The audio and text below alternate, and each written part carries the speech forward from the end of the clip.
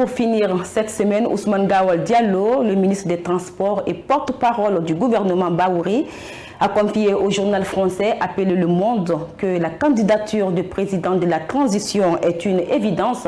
Et puis, à travers un arrêté lu à la télévision nationale, le ministre de l'administration du territoire et de la décentralisation, le général de 2e section, Ibrahim Khalil Condé, a suspendu le préfet de Kankan, Kandiamara, pour faute lourde. Enfin, au Kenya, les députés ont voté le mardi dernier la destitution du vice-président Rigathi après une longue journée de débat. Ces différentes actualités ont été abordées dans la revue de presse signée Mokhtar Kamara. Les esprits préparés à la candidature du président de la transition, le général Mamadi Doumbouya, titre l'Aigle Info du haut de sa tribune. Dans un entretien accordé au journal Le Monde, le ministre Ousmane Gawal Diallo estime que la candidature du président de la transition, le général Mamadi Doumbouya, est une évidence. Dans son allocution, l'ancien député uninominal a déclaré que les autres candidats ne pourront jamais être majoritaires. Les coalitions, c'est l'instabilité. Les coups d'État arrivent comme ça depuis 1958. Ces dernières semaines, le sujet s'est en effet invité aux assemblées générales hebdomadaires de certains partis politiques comme le RPG Arc-en-Ciel du professeur Alpha Condé ou encore l'UFDZ de Cellou Dalein Diallo. Mais les pro-CNRD, pour leur part, soutiennent mordicus que les différentes étapes du chronogramme sont plutôt en train d'être exécutées à la satisfaction générale, avec les sorties de ses proches collaborateurs dans la presse et la prolifération des mouvements de soutien aussi à Conakry qu'à l'intérieur du pays. La question que l'on est tenté de se poser légitimement est de savoir si le général Mamadi Doumbouya va finalement officialiser sa candidature à la prochaine présidentielle en Guinée. A rappelé que tous les discours prononcés par les administrateurs territoriaux le 2 octobre 2024 à la faveur de la célébration de l'an 66 de l'indépendance guinéenne sont allés dans le sens d'un soutien sans faille à une éventuelle candidature de l'homme qui préside aux destinées de la Guinée depuis le 5 septembre 2021, rapporte l'hebdomadaire. Le journal est revenu sur les observations sur l'avant-projet de la Constitution et la levée de la suspension de la Guinée par l'OIF. Parlant du contenu de l'avant-projet de la nouvelle Constitution, le chef de file des Républicains a dit ceci. J'ai lu le projet en diagonale. Vous savez, les conditions des pays francophones sont toutes inspirées de la Constitution gaullienne de 1958. Donc franchement, il n'y a rien de nouveau. Sauf qu'il y a des mesures qui visent les individus, mais qu'on essaie de noyer dans le cadre de la loi. À propos de la levée de la suspension de la Guinée par l'OIF, le président de l'UFR la trouve regrettable, dans la mesure les raisons avancées à ses yeux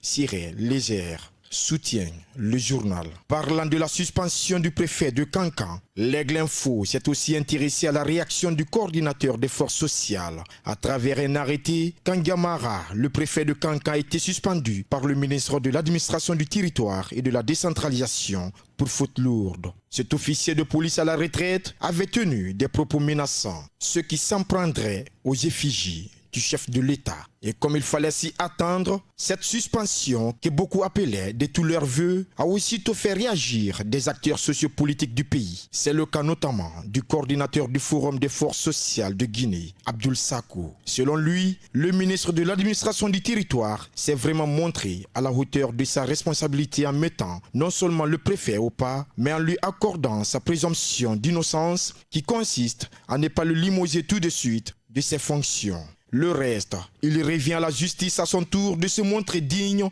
une fois encore, de la confiance des citoyens, a confié Abdoul Sakou. Cet activiste de la société civile appelle à une justice qui, dit-il, ne soit pas biaisée en faveur des puissants, mais qui défende l'égalité devant la loi, écrit le même journal. La motion de destitution contre le vice-président votée par les députés titre à sa une l'hebdomadaire. Pendant près de 2 heures, le vice-président a tenté de se défendre face aux députés. Cette motion de destitution lui reproche, entre autres, des faits de corruption, d'avoir incité à la division ethnique ou encore d'avoir fait preuve d'insubordination envers le président. Rigathi Gachagua a rejeté ces accusations dans le détail avec un épais dossier monté par ses avocats. présentant diverses vidéos et documents. Il a nié par exemple son implication dans un scandale de corruption d'approvisionnement de moustiquaires. Il s'est aussi défendu d'avoir accumulé de manière inexplicable un patrimoine immobilier colossal estimé à 36 millions d'euros. Plusieurs propriétés correspondraient selon lui au patrimoine de son frère défunt.